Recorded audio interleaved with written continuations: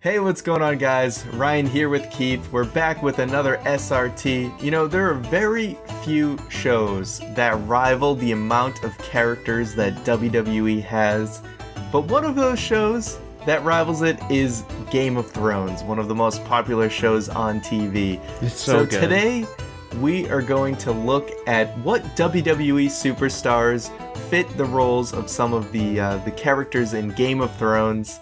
And just a quick warning, there's going to be spoilers up until the very end of Season 6. So, like, super spoilers. So if you have not watched up to Game of Thrones the end of Season 6, just pause this video, come back, enjoy the best show on television, and then let us know what you think. I can say words. Exactly, and this is going to be pretty fun, so we'll definitely be looking at other shows and movies to compare WWE superstars to in the future. Indeed. But let's jump into Game of Thrones. We're going to go So we made a list. Houses. We made a list ahead of time of different Game of Thrones characters and houses, and yeah. In the Lannister house, I think it's the easiest one to compare to WWE. Easily. And the Lannisters are very much like the McMahons. They hold a lot of the power, and, you know, the Lannisters, in a way, usually are controlling who is king, and they manipulate everything. But behind every big event, there is a Lannister. Obviously, the McMahons control everything in WWE. So the first most obvious character we have to have is that Tywin Lannister is Vince McMahon. Easily. Tywin Lannister was, even though he was not necessarily king, and maybe we can look at stockholders as the king, kind of the puppet king. Remember what Tywin said, though, does a crown make you the most powerful person in the Seven Kingdoms? Exactly, and Vince McMahon is definitely the one pulling all the strings. There's no doubt about that. Indeed. So, next up, we have Cersei Lannister. Once again, Cersei, very easy. Who is the most manipulative person in the WWE that you just want to see get hers? Stephanie McMahon. Yeah, Stephanie McMahon. And much like Cersei, rarely does she ever get hers either. Mm-hmm. So will we see a Stephanie walk of shame? Probably not. But hey, it's pretty close. Yeah, the closest thing we've gotten to that recently was the Vicky Guerrero throwing her in the pool of mud, but I don't think that was quite enough. Or her getting arrested could have been the walk of shame too. Yeah, some decent comparisons there. If only we had the shame nun in the WWE after every segment. They just like, hey, there's a bad segment. Shame, shame. Yeah. So yeah, Stephanie as Cersei, absolutely the most obvious pick there. Yeah. Now Cersei has a relationship with her brother. Now this isn't necessarily Stephanie's brother. We're gonna leave Shane out of this particular character, but Jaime Lannister as Triple H. So you can say Jaime is one of the best warriors and one of the best swordsmen.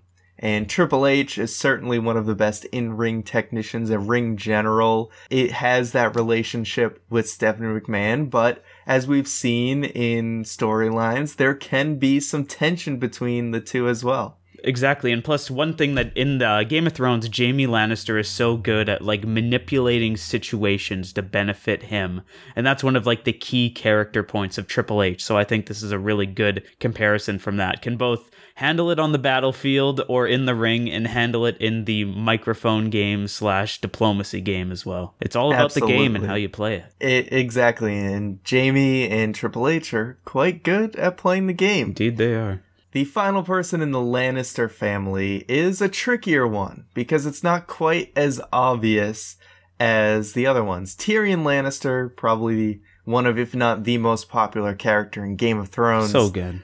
Yes, has a lot of characters that you could attribute from WWE.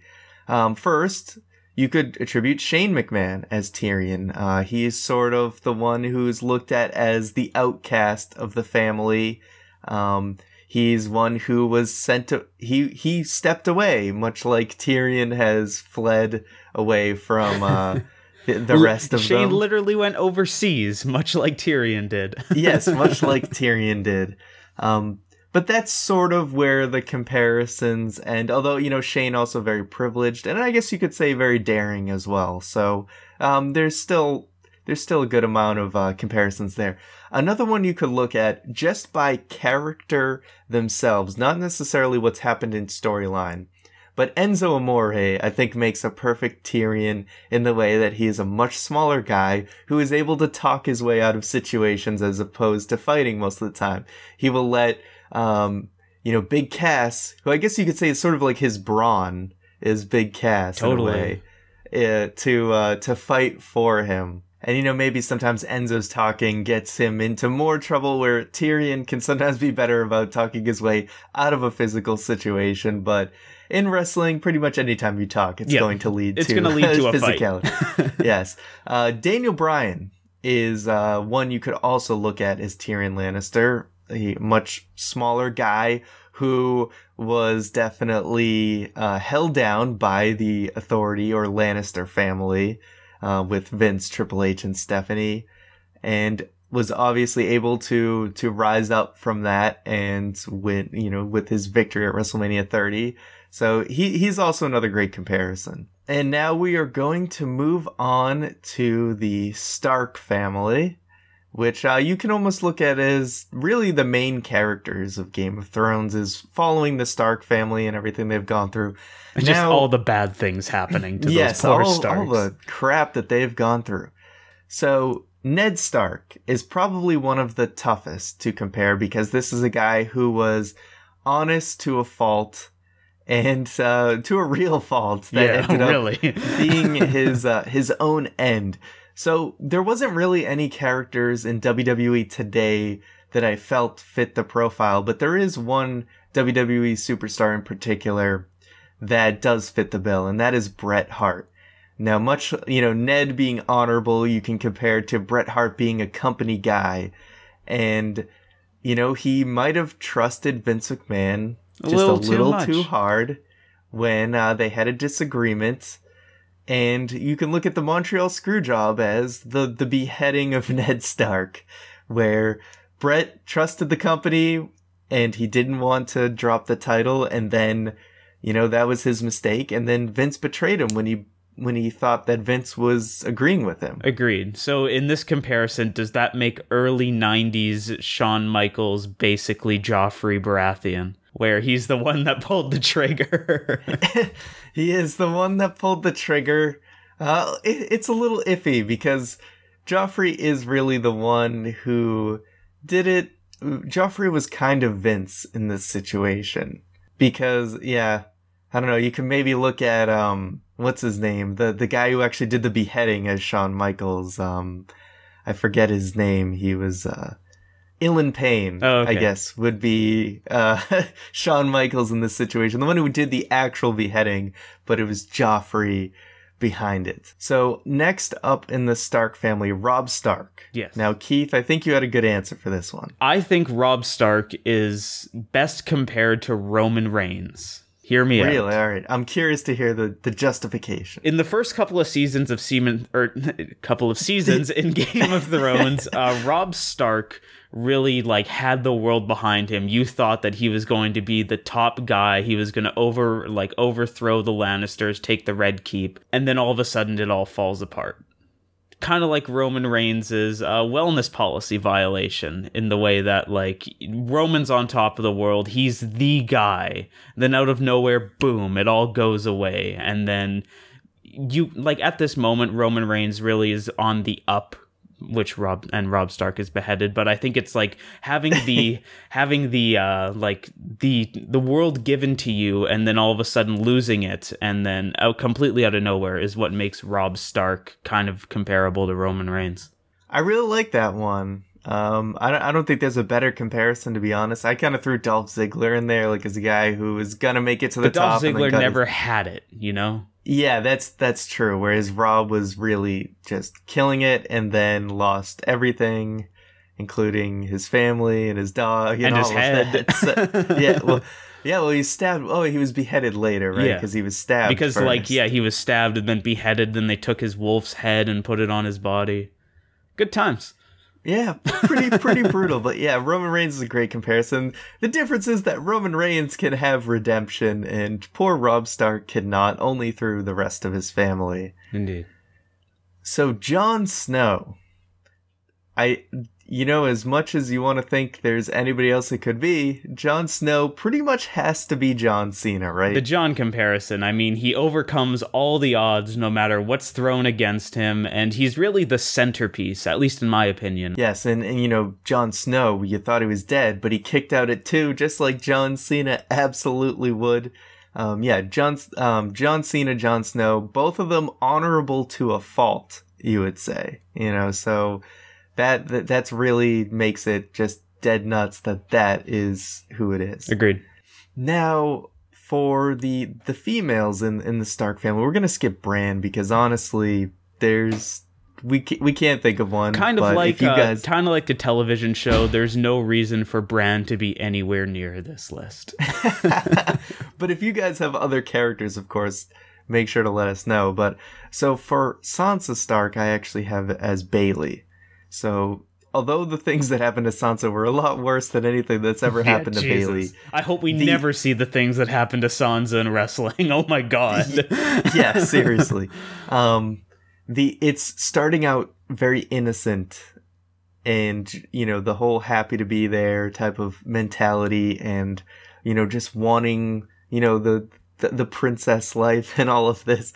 Just that innocence. So very much like Bayley's NXT run, where she started out very innocent and was starstruck by everything, just like Sansa's kind of starstruck by the whole, being life in King's the Landing, royalty life, and then bad things start happening. Bayley is betrayed in a lot of ways and treated poorly, and then they evolve from that and become their own person. They become stronger people because of it, and I think that is a good comparison of Sansa being like Bayley. Agreed. No, I totally agree with that assessment. I couldn't really think of anybody better for Sansa than Bayley.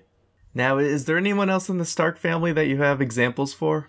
No, not really on my list here. The only person that I think we're really missing is Arya, but I couldn't come up with somebody good for Arya. Arya's a weird one. Yeah, because I can't think of if there was a female character who became more started innocent and became more vicious. I'm not sure. I don't know. Mm-hmm. We'll come back to that maybe one. Maybe Alicia Fox, maybe Paige, but I don't know. I don't know if there's anything I really want to compare. And it's a shame because Arya is my favorite character in the whole show, but I don't have a good comparison. Agreed. Over in the Baratheon family, Joffrey Baratheon. So the character that just annoys the crap out of you and infuriates you. Just on character hatred, I think I would just go with The Miz, just because he's, Joffrey was the best heel in Game of Thrones, and The Miz is one of the best heels in WWE because he's actually hated by a lot of people. Now, sure, Miz has definitely got a lot more momentum recently, and people are getting behind him because of it, but on just purely career standpoint, The Miz has always been one of the most hated heels. That's fair. Now, moving on to the Targaryens, you get a look at Daenerys Targaryen, who is obviously the most popular character on that side and one of the biggest characters in the show.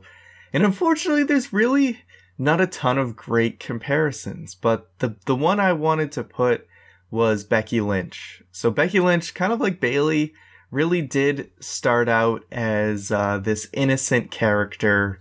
Did that old Irish jig. Oh, that was rough. Yeah, yes. And obviously another one who has witnessed some betrayals and had to learn things the hard way to really get to where she is. And she has kind of amassed this following. I guess like Becky Lynch has become one of the most popular superstars and is Becky Lynch has already become champion or king, I guess you could say, and Daenerys is still trying to do that. And I do like the Daenerys comparison as well with Becky Lynch, just from the angle of whenever somebody betrayed Becky Lynch or something bad happened to it, she always came back stronger from it or had a better performance. And it's the exact same thing with Daenerys. Like, she's gone through betrayal, and every single time she comes back just a little bit stronger. Now, moving on to the Tyrell family, Margaery Tyrell. Now, she's a character that is all about doing what she can to become queen, to get to the top.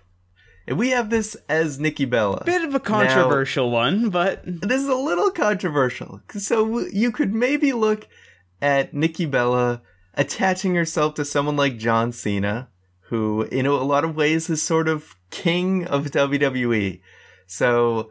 we're not doubting any romance between them, but there's obviously some benefit to Nikki Bella aligning with John Cena in this way to ensure her status in the company, just like Margaery is doing things to ensure her status in the kingdom, in the Seven Kingdoms. Indeed, and there's that angle of, Nikki Bella always comes off as a very, positive person, but there's always that little piece in the back of your mind, is this real, or are you doing this to get ahead? Yes, how authentic is this how really? Real are you? Now, Olenna Tyrell, Keith, I think you have some splaining to do on this one. I would compare Olenna Tyrell to Paul Heyman, where, just the ultimate mouthpiece, just... as far as Game of Thrones goes, I would say that there's not, a quicker, quirkier character than Olenna Tyrell, who's just sharp as a knife whenever she talks, and Paul Heyman is exactly the same way. And, Olenna's not going to fight her own battles, she's going to have somebody else do it, and much like Paul Heyman does with Brock Lesnar. So that's why I think that Paul Heyman is very close to Olenna. I like it. Now... Olenna and the Mountain aren't exactly related in any way in Game of Thrones, but Paul Heyman and Brock Lesnar sure are. And who else could be the Mountain but Brock Lesnar? Brock Lesnar is a human being that I could legitimately see taking somebody's head in his hands and then making it explode through brute force. If that showed up in the headlines tomorrow that Brock Lesnar killed a man by blowing up his head, I don't think I would be shocked by it.